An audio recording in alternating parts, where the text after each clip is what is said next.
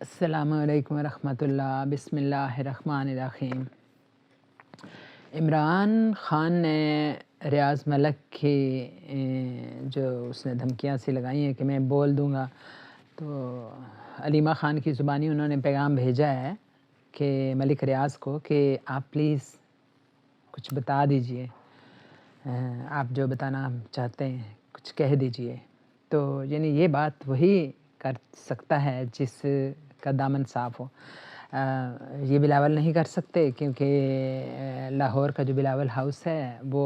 انہی کا تعمیر کرتا ہے۔ ڈونیشن تو الگ بات ہوتی ہے نا جی، ڈونیشن بالکل الگ بات ہوتی ہے۔ بلاول کا جو لاہور والا ہاؤس ہے وہ عمران ریاض نے بنایا۔ حسن نواز کی جو وہ 9 ارب کی پراپرٹی 18 ارب میں خرید لی، عمران ریاض نے خریدی، اور نہ جانے کتنے ان کی پلاٹنگ شاٹنگ سب کچھ ہوئی ہے۔ پاکستان میں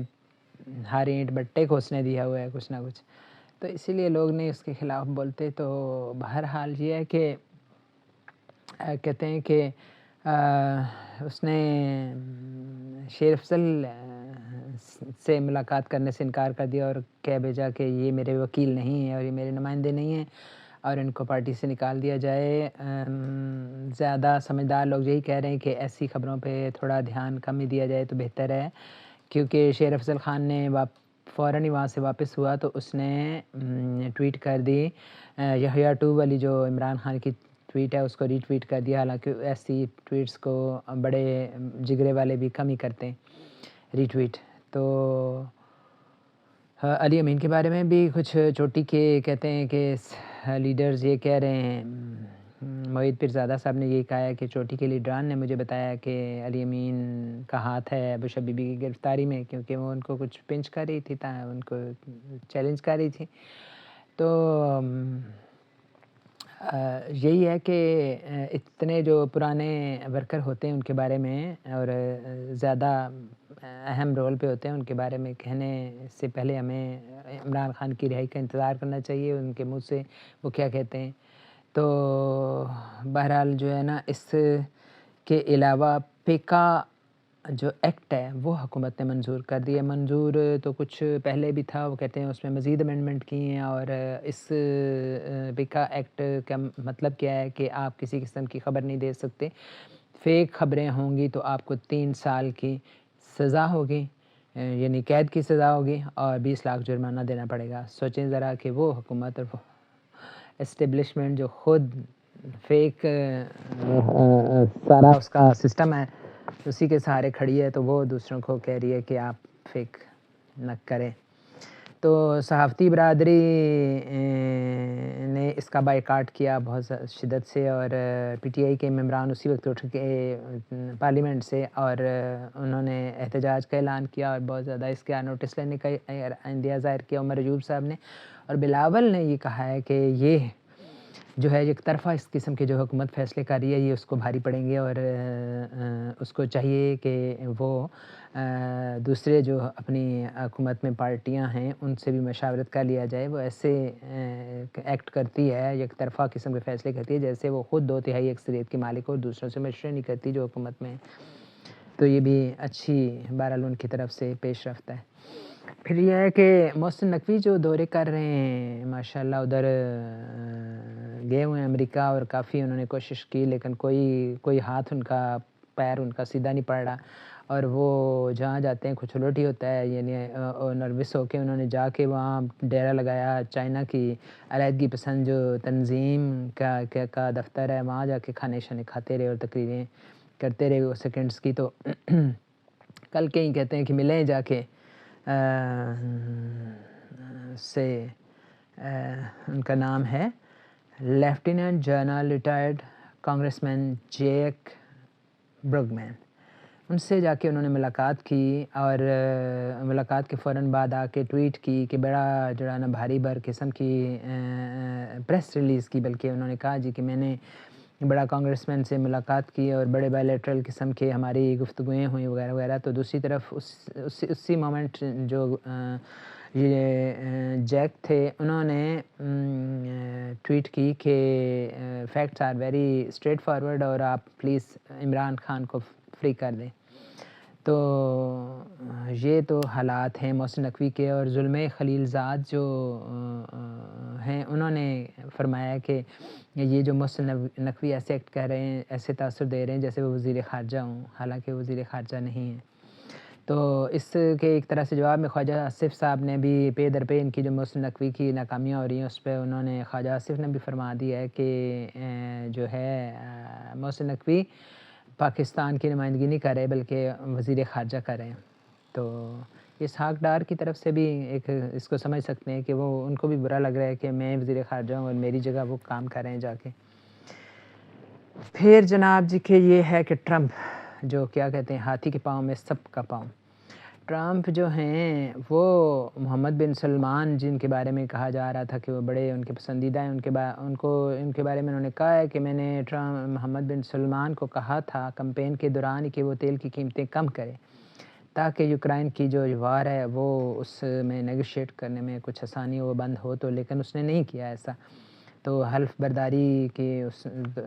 پہلے دن انہوں نے کہا کہ میں نے اس کو، اب میں اسے دوبارہ کہتا ہوں کہ وہ تیل کی قیمتیں کم کریں، اور میں نے اسے کہا تھا پہلے کہ وہ 600 ارب کی سرمایہ کاری کرے، اب میں اسے کہتا ہوں کہ 100 ارب ڈالر کی سرمایہ کاری کرے امریکہ میں، اور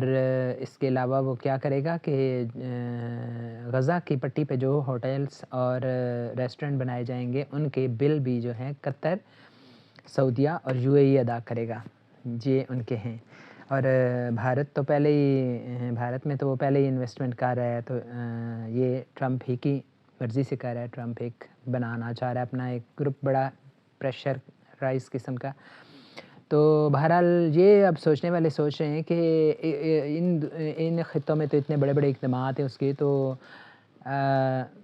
پاکستان کے بارے میں اس کی کیا سوچ ہے؟ پاکستان کے بارے میں ویری کلیئر ہے کہ وہ اس کو جنگوں سے کچھ نہیں لینا دینا۔ پاکستان کی جو اہمیت تھی وہ جنگ کی وجہ سے تھی، اور کوئی پاکستان کے اندر جان نہیں ہے۔ تو اب چونکہ اس نے جنگ نہیں کرنی، تو وہ پاکستان کی نہ فوج اور نہ ہی یہ غیر مقبول قسم کی حکومت اس کو قابل قبول ہے۔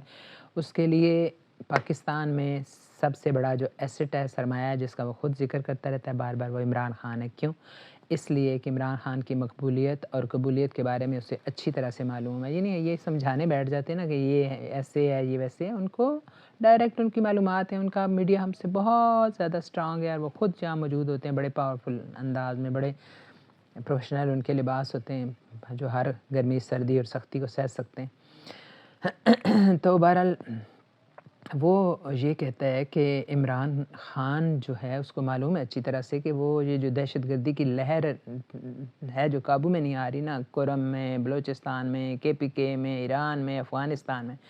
اس ساری لہر کو عمران خان جو ہے وہ اپنے اندر جذب کر سکتا ہے۔ یہ ٹرمپ کو اچھی طرح سے معلوم ہے، اس وجہ سے وہ عمران خان کو جیل سے نکالنا چاہتا ہے، اور اس کو اپنا چاہتا ہے کہ وہ جس منصب کا حقدار ہے وہ اس منصب اس سے ملے۔ یہی وجہ ہے کہ یہ ٹرمپ کا وہی ایفیکٹ تو کام کر رہا ہے یہاں بھی، کہ یعنی 3-4 ماہ پہلے جو عرفان صدیقی تھے وہ کہتے پھرتے تھے کہ یہ تو پارٹی نہیں ہے جی، PTI کی تو پارٹی نہیں ہے، عمران خان کون ہے، بھول جائیں ان کو۔ تو اب وہی عرفان صدیقی صاحب کہہ رہے ہیں کہ کیا کرتے ہیں جی، مذاکرات کریں، آئیں بیٹھیں، مذاکرات کریں، بیٹھنے سے ہی مسائل حل ہوتے ہیں۔ اس کے باوجود کہ عمران خان انکار کر چکا ہے، وہ کہتے ہیں جی ابھی تو 1 دن رہتا تھا مدت ختم ہونے میں، تو آپ نے مذاکرات کیوں ختم کر دیے، مذاکرات کرتے ہیں۔ وقار ملک اس نے بڑی مزے کی بات کی ہے کہ وہ کہتے ہیں اسمیل دا کافی، کہ یعنی ساری اکڑ ان کی نکل گئی ہے، اور اب وہ بالکل ایک گراؤنڈ پہ رہ کے بات کر رہے ہیں۔ تو ایک اور جو خبر ہے وہ بڑی ایک پریشان کن ہے کہ یعنی پاکستان میں جب عمران خان کا دور تھا تو اس وقت کووڈ بھی چل رہا تھا، لیکن عمران خان نے مزدوروں کی جو کام تھے وہ بند نہیں کرائے تھے، اس وجہ سے بڑی جو ہے وہ کامیاب رہی تھی یہ پالیسی، اور دنیا بھر نے اس کو بڑا سراہا تھا کہ یہاں ہمارے یہاں مطلب ویسے تو غربت ہے لیکن ہم اس طرح سے ڈاؤن بالکل نہیں گئے تھے جس طرح سے بہت ساری دنیا کے ممالک میں کاروبار وغیرہ ٹھپ ہو گیا تھا اور معیشت جیسے بہت ڈاؤن چلی گئی تھی، اس طرح سے پاکستان میں نہیں ہوا تھا، کیونکہ اس ایک تو مزدور اپنا کام کرتے رہتے، خاص طور پہ ٹیکسٹائل کا شعبہ جو ہے اس نے بہت BBC نے یہ رپورٹ کی تھی کہ پاکستان میں ٹیکسٹائل کی انڈسٹری جو ہے کووڈ کے دوران بہت اوپر گئی. وجہ اس کی یہ تھی کہ پاکستان میں عمران خان کے دور میں یعنی چونکہ بنگلہ دیش میں بھی کام نہیں ہو رہا تھا، بھارت میں بھی کام نہیں ہو رہا تھا، تو وہ سارے معاہدے جو ٹیکسٹائل کے تھے امریکہ اور یورپین ملکوں کے، وہ معاہدے پاکستان کو مل گئے تھے. اس وجہ سے یہاں بہت تیزی سے کام ہو رہا تھا، اتنا یعنی تیزی سے کام ہو رہا تھا کہ ورکرز کی کمی پڑ گئی تھی، دھاگے کی کمی پڑ گئی تھی، وہ ایکسپورٹ کرنی پڑی تھی. اور یہ معاہدے یعنی ایون کہتے ہیں کہ کووڈ گزرنے کے بعد بھی BBC نے رپورٹ کی تھی کہ یہ ابھی بھی پاکستان کے پاس ہیں، کیونکہ یہ جو بڑے کنٹریز ہوتے ہیں وہ ایک دم سے معاہدے شفٹ نہیں کرتے ایک سے دوسرے ملک میں. تو اب یہ حالات ہیں، کہتے ہیں کہ پاکستان میں 568 ملیں، پاکستان میں 568 ملیں تھیں، ان میں سے 187 جو ہیں ٹیکسٹائل ملز وہ بند ہو گئی ہیں. تو یہ کہہ رہے ہیں کہ یہ غلط ان کی پالیسیاں ہیں، جھگڑوں میں پڑے ہوئے ہیں، تو اس وجہ سے یہ ٹیکسٹائل مل جو بند ہو گئی ہیں. حالانکہ ٹیکسٹائل ہماری ہمیشہ سے ایک فخر کی باعث رہی ہے، ایکسپورٹ ہوتی رہی ہے، تھوڑا بہت فلیکچویٹ ہوتی تھی، لیکن یہ بہت زیادہ کہتے ہیں کہ پرسنٹیج جو ہے وہ کم ہو گئی ہے. خاص طور پہ پنجاب میں بہت زیادہ یہ بند ہوئی ہیں اور فیصل آباد میں بند ہوئی ہیں، حالانکہ فیصل آباد تو ٹیکسٹائل کا مرکز ہے. 26ویں جو آئینی ترمیم ہے اس کے پیچھے پڑے ہوئے ہیں منصور علی شاہ صاحب، اور وہ کوشش کر رہے ہیں کہ عدلیہ کا وقار بحال ہو. اصل میں یہ لوگ جو ہیں جو سینئر ہیں، منصور علی شاہ صاحب ہو گئے اور ان کے جو سینئر موسٹ لوگ ہیں